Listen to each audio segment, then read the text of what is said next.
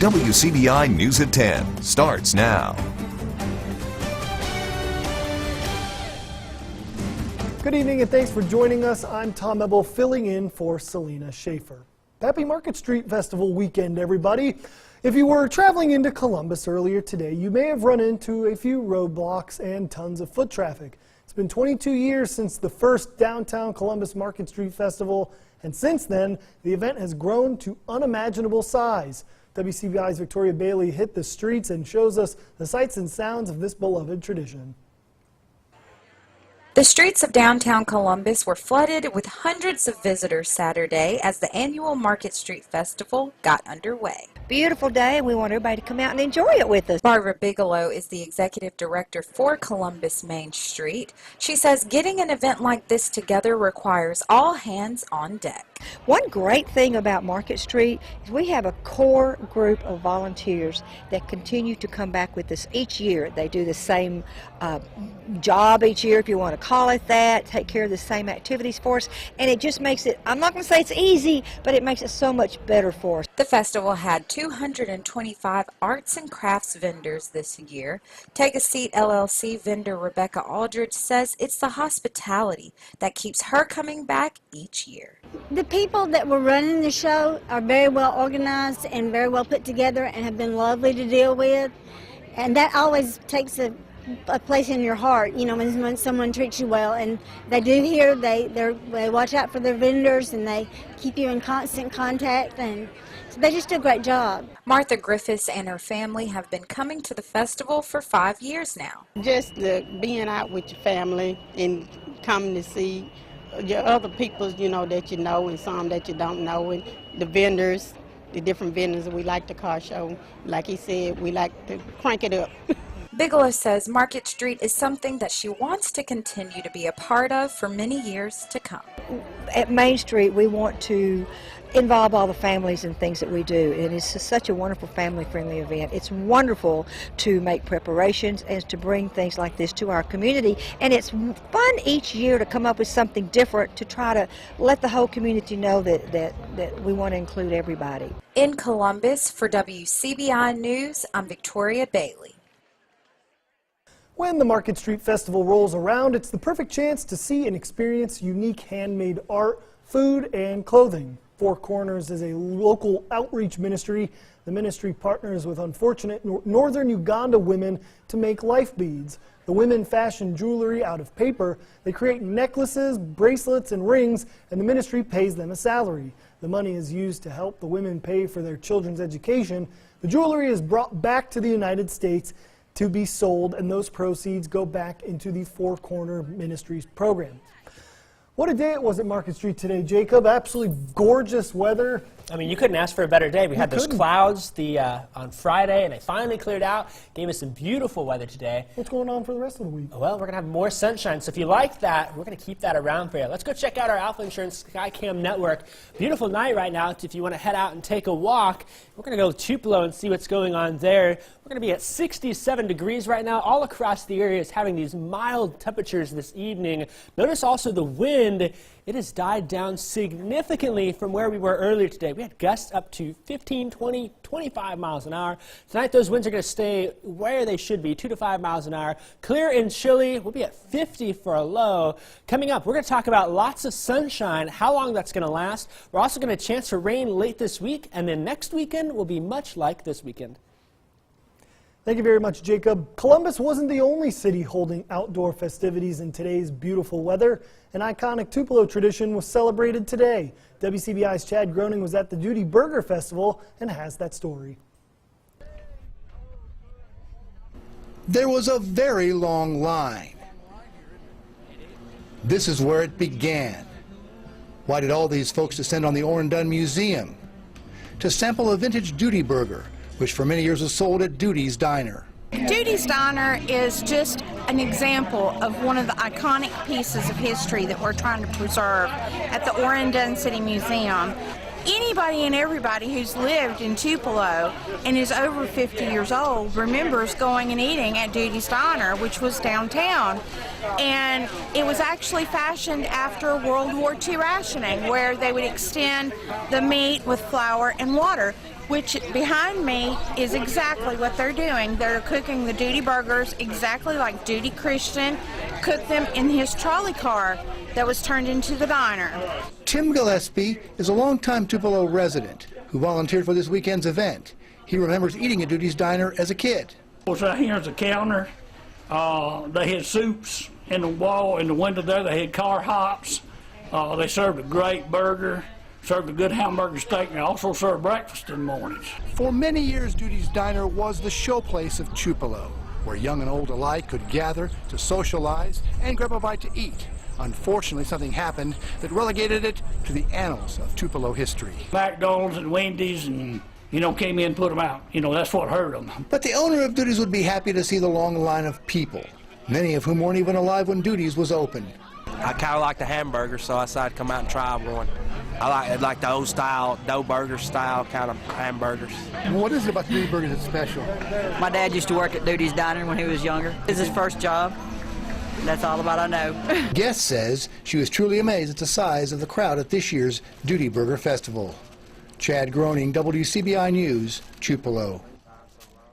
Organizers believe this year's event could be one of the biggest ever.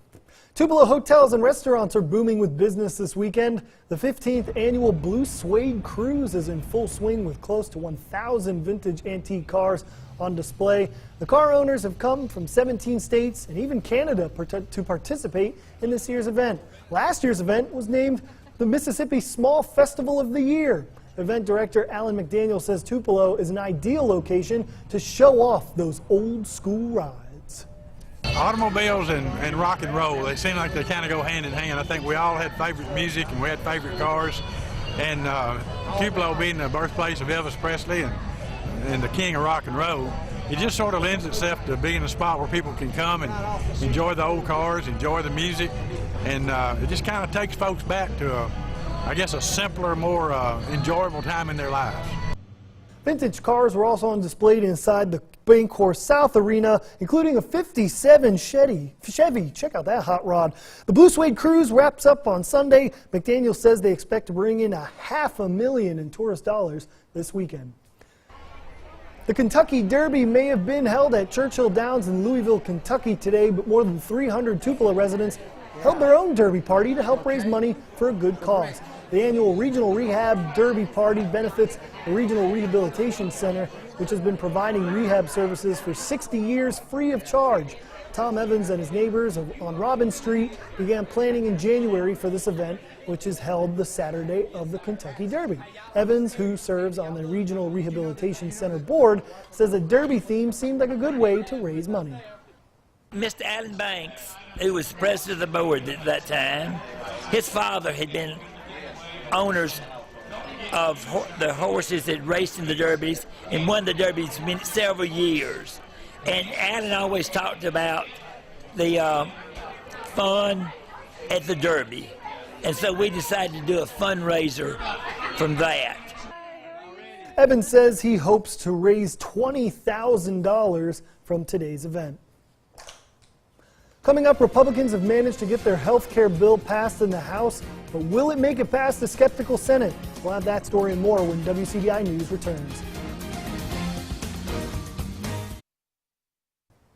Welcome back. The controversial American Health Care Act, the Republican replacement for the Affordable Care Act, passed the House this week by a narrow margin of 217 to 213. It's expected to go before the Senate for a review, but many are skeptical it will pass. Errol Barnett has the story. On Thursday, the House voted to repeal one of the worst job-killing laws of all. It's called Obamacare. Perhaps you've heard of it. The bill is passed, and without objection, the motion to reconsider is laid upon the table. The celebration was sweet but short for the president and GOP House members who passed the American Health Care Act. After a Rose Garden ceremony, Mr. Trump left Washington and the House began its week-long break. That leaves the bill in the hands of a skeptical Senate. There, the bill's path is expected to be rocky. The total cost of the House bill is still unknown, and a working group of 13 senators, all men, has already been formed to make changes. White House spokeswoman Sarah Huckabee Sanders said the president will not rush the Senate. Again, this is a process. We haven't put a timeline or a deadline. We want to get it right, not get it fast, and that's the focus. One big issue for the Senate, the GOP plan includes sweeping changes to Medicaid. It would put caps on Medicaid funding starting in 2020 and stop payments to Obamacare's expansion of Medicaid to people just above the poverty line. This would leave the 31 states and the District of Columbia that participated in the Medicaid expansion to fund the coverage themselves, cut benefits, or cut enrollment. President Trump is also drawn criticism for this comment made Thursday while meeting with Australian Prime Minister Malcolm Turnbull in New York. I shouldn't say this to our great gentleman and my friend from Australia because you have better health care than we do.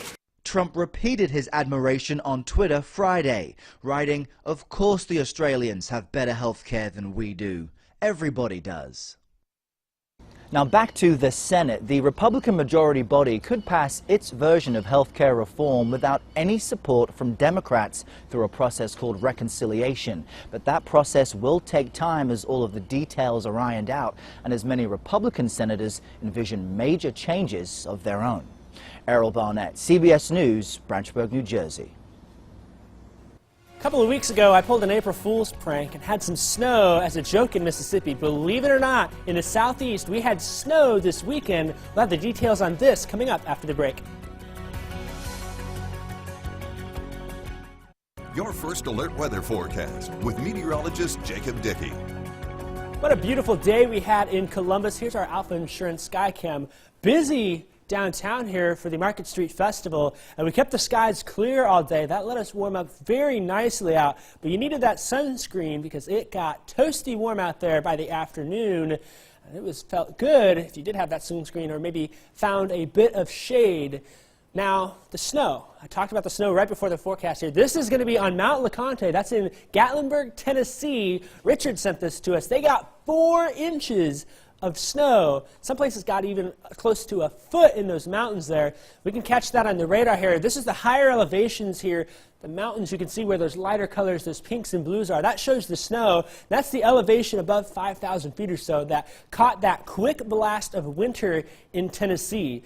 Thankfully, winter looks to be gone for us. All that cold air is off to the north and east of Atlanta. We're down to 62 in Columbus. We're at 63 in Shreveport to our west in Dallas. Still at 75, so the warm air is on the way for us. We'll have a couple fair nights before we get there, though. We'll see some low 50s on the board. Fulton will be at 51, Houston at 52.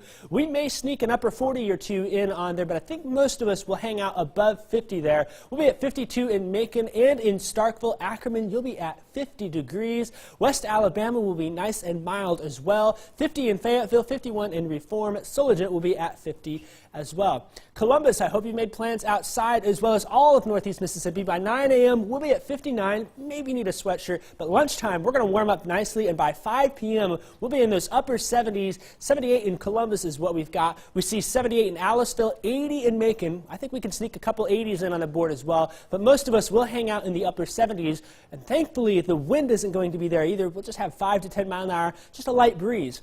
Now, as we go through the start of the week, then Sunday we're at 78. We're back into the 80s Monday, Tuesday, Wednesday. We may put some 90s there on Wednesday in a few spots, but we're going to cool down then on Thursday as we get some showers in the area. That's going to be because of this next system that's working its way on in.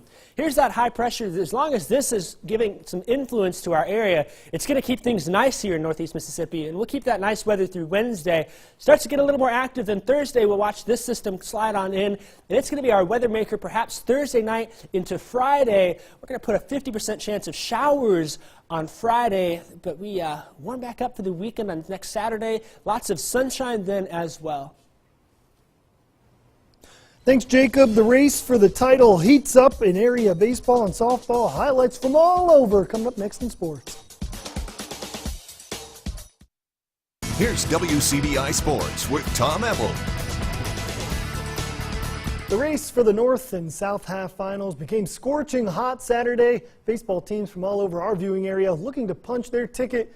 Fans filing into Golden Wave Field for tonight's deciding game in 6A. Tupelo taking on DeSoto Central. Here, bottom second, Ray Sandroni's going to draw a walk. That's going to bring home a run, an easy run for the Golden Wave. They didn't get a hit till that point, but then the bottom third, here comes South Sanders, slaps a 2-out hit to left. Golden Wave were in business. Then Tanner Jagger slaps one past third. It'd be a tie ball game, 2-2. Jack Eichard still 2 outs, scoots one up the middle, run scores, then another winds up at second, and then he winds up at second. Golden Wave up 4-2. Tupelo put it on DeSoto Central here late, but the DeSoto would rally, but Tupelo gets the W 10-7. How about that? Go Wave. To the Game 3 decider, it's New Hope.